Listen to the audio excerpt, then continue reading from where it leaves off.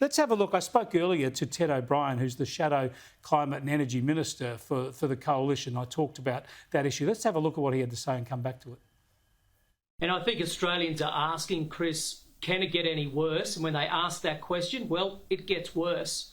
I mean, look at the winter ahead, that they are being told that their power bills, which are already skyrocketing, are going to go up at least 20%. For those in Victoria, over 30%.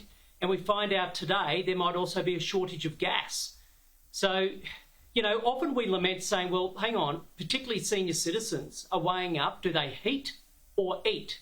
But I tell you what, if there's no gas, well, they won't have any heating. They won't be able to eat either. They won't be able to cook on their stove. I mean, this is going from bad to worse. Look, this is just incredible, though. It defies belief. We have so much gas in this country. There's not a country in the world, really, per square kilometre or per head of population, certainly, has more gas than Australia, except for maybe Qatar, yet we're heading into gas shortages. And every expert has been saying it. And this is the thing that just baffles me. The government has been told from the get-go, supply, supply, supply, supply. I mean, how many times do people have to say it? Yet, whether it be through their budget mechanisms, whether it be through what they push through Parliament, everything is aimed at suffocating supply. And if you cut down supply, two things happen. Prices go up and you risk running out. This is now coming to a head. Now, hopefully the weather is kind. But that's what it's come down to, Chris. Australians are now going to be hoping to God that winter doesn't bite too much, because if it does, then the operator itself is saying we're in deep trouble.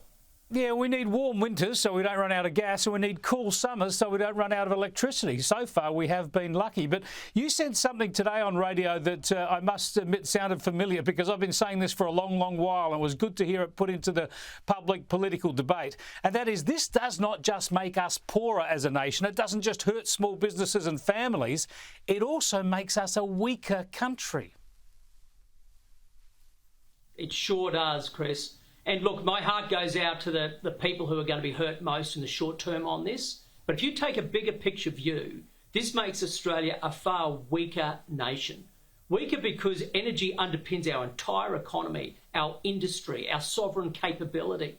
And with all the challenges in the Indo-Pacific coming up, the last thing we need as a country is to become weaker and poorer. But that's precisely what is happening under Labor's suite of policies on energy.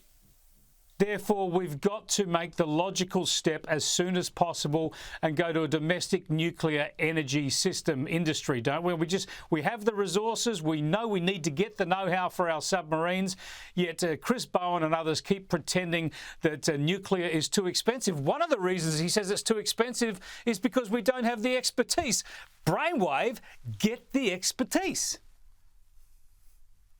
Well, exactly. I mean, look, Chris Bowen's just a big pretender, right? Everything he's come up with has failed, and everybody is now seeing that.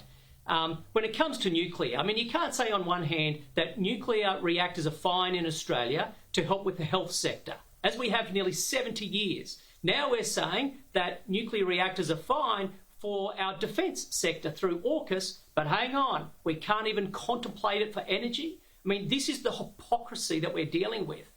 We should have everything on the table. It should be all of the above. We should be thinking of every possible technology.